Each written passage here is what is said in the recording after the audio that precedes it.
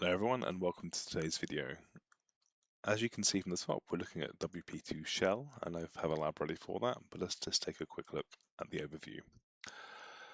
So we can see it impacts quite a few versions, and there is mitigation which gives us a good hint of where the problem is. So it's on the batch v1 endpoint and the rest root batch 1 v1 as well. So there's two ways to do the same thing. So this exploit chain is made up of two vulnerabilities. The first is something called batch confusion. So essentially, we send a request to the batch API and we stuff in a bunch of things we shouldn't be able to do. It doesn't validate them as expected, and this allows us to then, hit endpoints we're not supposed to hit, and ultimately we can then perform SQL injection. The second one is the actual SQL injection, which is what you'll see in a moment, standard. Because we're able to hit the endpoints we're not supposed to hit, we can then push this in to the request and we can chain the two together. I'm not going to go through getting a shell on the machine. The script will do that automatically for you. We're just going to take a look at the request leading up to the injection being proved and dump the data as SQL map, because essentially that is the crux of the issue here. Is we have the batch confusion, which is like an access control issue, a validation issue, what's being sent across. Then we have the SQL injection, which allows us to dump data, and we can use that to either pull out the administrator password and try and crack it, or potentially write to the database to import our own thing. So, from the point of view of the vulnerability, there's two parts to it, and the SQL injection is a second. From there on, you're just pushing further with the SQL injection. Awesome. So let's take a look. Here's my lab. As I said earlier, we can now run our tool. So here's one I ran earlier, as you can see. Here's the output. We'll run it again now. So this is one of the wp2shell scripts around. This is just a checker to see, as above, whether it will be vulnerable or not. Here's my Wordpress instance, and there's my proxy. So 8081 for Burp Suite because 8080 is running, so there's a port conflict. And there we go. You can see behind here, there's a bunch of requests. So if you remember, we read on the Searchlight Cyber webpage that it was, there was two endpoints it was looking to, you could probably block on the WAF to stop this happening. So these are the two here, wp-json and rest root, and we can see the batch is mentioned in these two.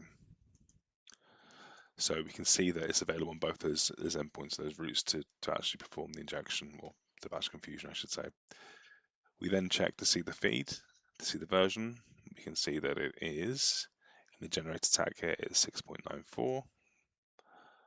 6.9.4, I should say. So we have a vulnerable version as well.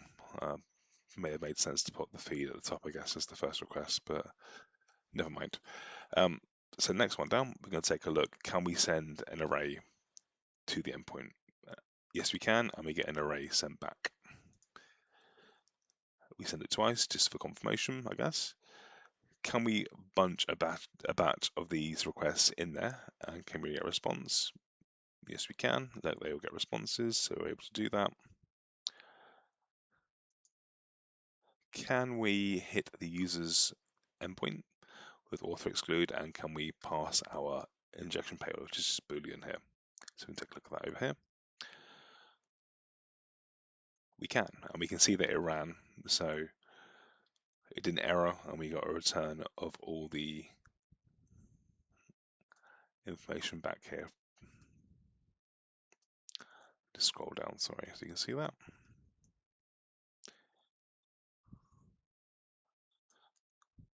Then the next request, similar again, another payload. This time we introduce a sleep, and that works too. And this one we actually see the sleep delay. So I'm gonna just highlight that for you now. 3-second sleep. Send it to repeater. Let's make it run now, so you can see the timeout. Oh, sorry, the sleep delay on the back end, on the timeout. It didn't time out at all. So it's 4 seconds just there. So we know that there is injection possible, and we can sleep the database for 4 seconds. So we're going to remove all this, just up to the close bracket here in the first space, and we'll put a star there. This is for SQL map. When we save off the request, we'll save off the request by save item, put someone we can access. So as I said, I'm not going to go into the actual shell upload. Like I say, it may not always work as well, depending on what's in place. And IDS should definitely catch that happening. It may not necessarily catch a well encoded or sneaky sleep though. So let's take a look at the next part, which is we're going to run SQL map with them. So here's my SQL map. The request I saved off from this repeater would be called SQL rec. We're going to get the host name, the current DB, the current user, and we're going to dump the WordPress post author and post date from the WP post table. I'm just going to get one row and flush because I ran it earlier to make sure it worked. So we already have an existing one, but we're going to do it from fresh. So let's run. Yes, we want to run it. So straight away it's found out we can do that, and it's determined this my SQL, which is great. And we'll just let it go. And we should eventually see some data.